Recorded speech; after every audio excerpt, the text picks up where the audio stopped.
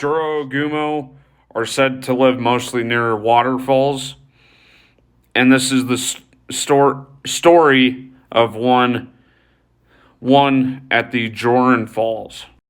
In the Edo period of Japan, there was a logger who was working hard.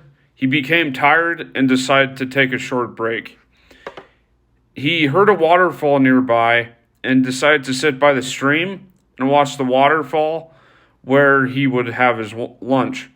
No sooner had he gotten himself settled and was about to eat that he felt something sticky attach itself to his foot. He pulled it off and looked at it, noting that it looked very much like spider silk. He stuck it on a nearby log, and soon after, he watched the log fly across the stream bank and disappear behind the waterfall. Realizing that the log was almost him, the woodcutter decided that it would be best to quickly leave. No one from the village ever went to the falls again. One day, the woodcutter who knew nothing of, or another woodcutter that was visiting who knew nothing of the incident tried to chop down a tree and dropped his favorite axe into the water, and he went down to retrieve it from the basin. One version of the story is at the bottom of the basin, he met a beautiful woman who returned his axe to him, and she told him to never speak of what he saw there. At first, he kept the story, but the urge to tell it grew too strong, and one night at a banquet, he became drunk and told the story. He felt a huge weight lift off of him, and he went home to go to sleep, and he never woke up.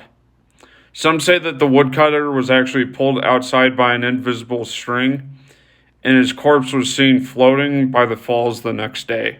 Another version of this story is at the bottom, the woodcutter saw a beautiful woman who returned his axe to him. He instantly fell in love with her and would visit her by the waterfall every day. However, he physically grew weaker over time. The Buddhist priest for Osho for a nearby temple believed that the woodcutter was taken in by the Jorogumo, mistress of the waterfall, and went with the woodcutter on his next visit to chant a sutra. When a thread of spider silk reached out to the woodcutter, the monk let out a thunderous yell and the thread disappeared. Despite learning that his beloved was a spider, the woodcutter still wanted to marry her and asked the Tengu for permission. However, he was denied, which upset the woodcutter. He then ran to the